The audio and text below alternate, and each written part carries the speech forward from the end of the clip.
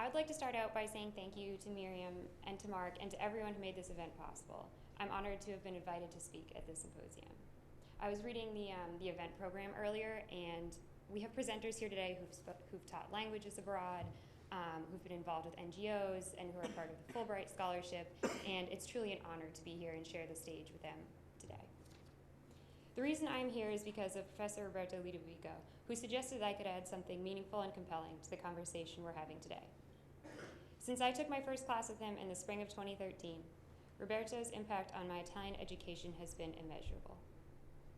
It was he who convinced me to pursue Italian as a second major, and who supported my decision to study abroad in Forlì.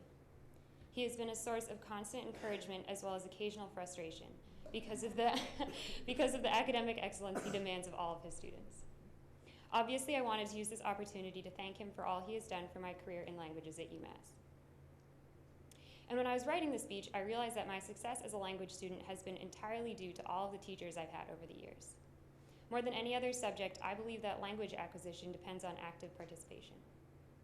Language proficiency cannot be learned through reading or memorizing alone, because the fundamental critical aspect of language is dialogue, and a back and forth exchange of words and ideas between student and instructor.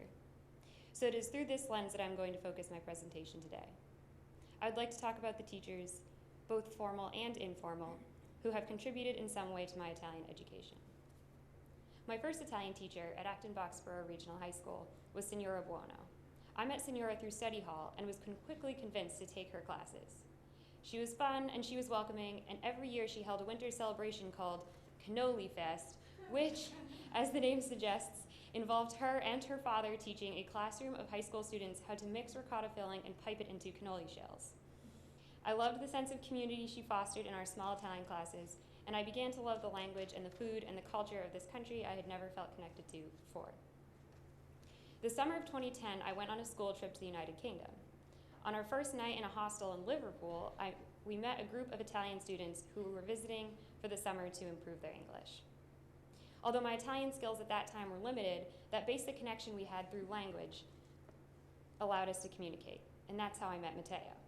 He and I stayed in touch long after we both left that hostel. The following spring, he came to visit my family in Acton for 2 weeks. Last May, when I was abroad, I visited him in his new home, Lisbon. This December, I'll be going to his wedding.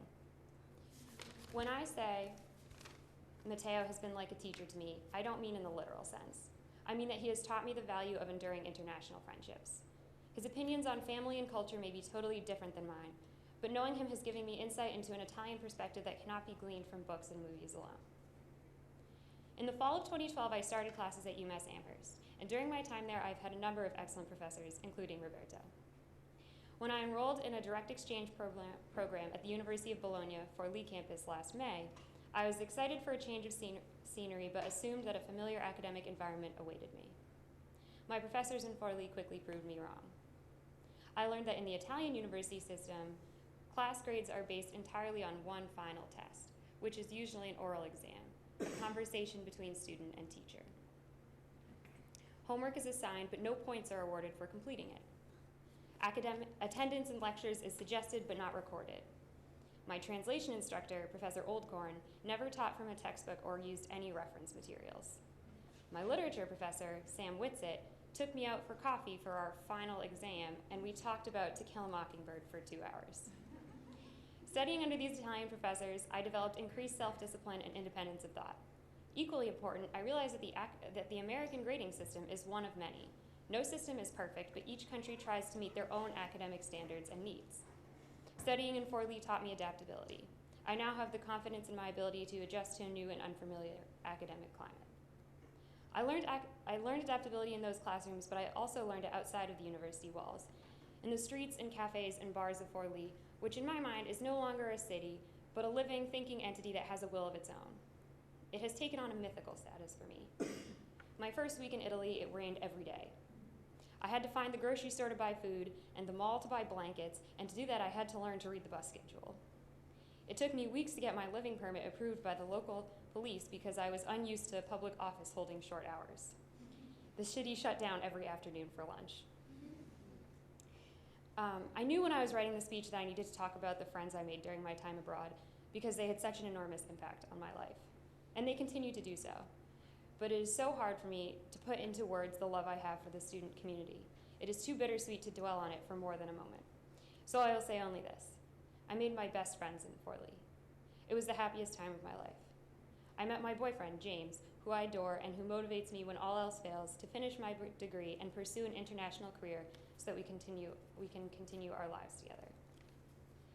So if I'm identifying my final teacher or instructor in this process, it would be Forlì, the city that was at first disorienting and entirely unfamiliar, with its own ways and reasons for doing things, that told me that I had to learn the rules of this new game if I wanted to stay and live there. But I had the Italian language, and with that, years of accumulated knowledge behind me, and that was paramount. I could communicate respectfully, and I could ask questions and read maps and make friends and go traveling alone. I'm an anxious person to begin with, and I believe there is a certain hysteria about American students traveling in foreign countries. So many times I would say to myself, is it really wise, for example, to accept a car ride to Naples from a man I met on the internet and who speaks no English?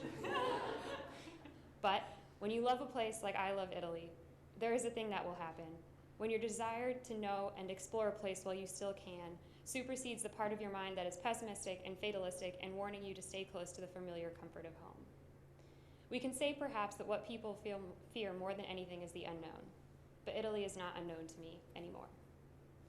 I would like to close with a quote from Italo Calvino's novel, Invisible Cities, in which imagines a conversation between Kubla Khan and Marco Polo. There is still one city of which you never speak. Marco Polo bowed his head. Venice, the Khan said. Marco smiled. What else do you believe I have been talking to you about? The emperor did not bat an eye. And yet I have never heard you mention that name. And Polo said, every time I describe a city, I am saying something about Venice. For me, every time I talk about languages, I am saying something about Forlì, about Matteo and James and my professors and everyone who has taught me, purposefully or not, something about Italy and about myself. Thank you.